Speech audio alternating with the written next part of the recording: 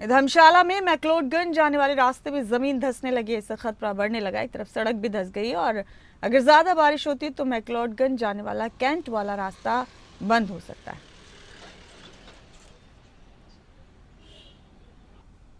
हिमाचल प्रदेश में बारिश के बाद धर्मनगरी मैक्लोडगंज जाने वाले रास्ते पर एक बार फिर से भूमि धंसने का मामला सामने आया है।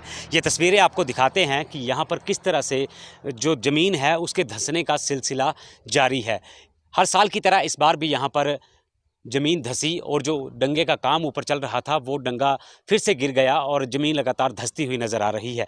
तो ऐसे में कहीं ना कहीं जो है वो खतरा इस एरिए में बना हुआ है। इससे पहले की बात करें तो इससे पहले भी यहाँ पर ज़मीन धंसी हुई थी, तब भी लोगों को यहाँ से हटाया गया था। लेकिन एक बार फिर से जब सड़क ही धंसने शुरू हो गई है तो कोई ये मार्ग भी कहीं ना कहीं बंद हो सकता है।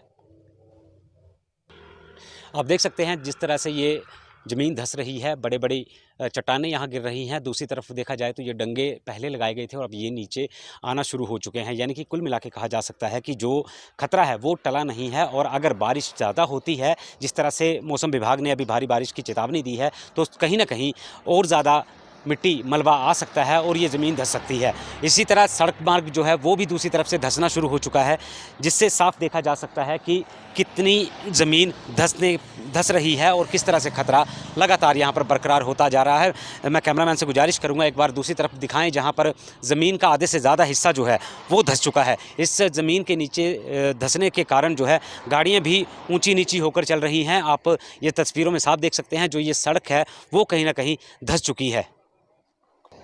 तो इन तस्वीरों में आप सीधा देख सकते हैं कि सड़क में जो दरारें आई हैं ये दरारें छोटी नहीं, काफ़ी बड़ी दरारें हैं। और दूसरी तरफ भी अगर देखा जाए तो सड़क भी यहाँ पर धंसती हुई नज़र आ रही है। एक तरफा जो है सड़क नीचे को बैठ रही है, तो दूसरी तरफ जो है इस सड़क के इस तरफ जो है वो पार्क बनाया गया है। तो इस पार्क में ये पार्क है और पार्क के इस तरफ जो है वो सड़क है।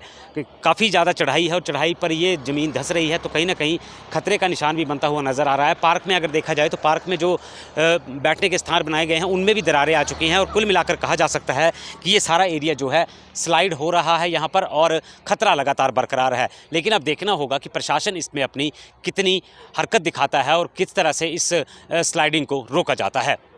धर्मशाला से कैमरामैन राजकुमार कोंडल के साथ मनोज धीमान, खबरें अभी तक।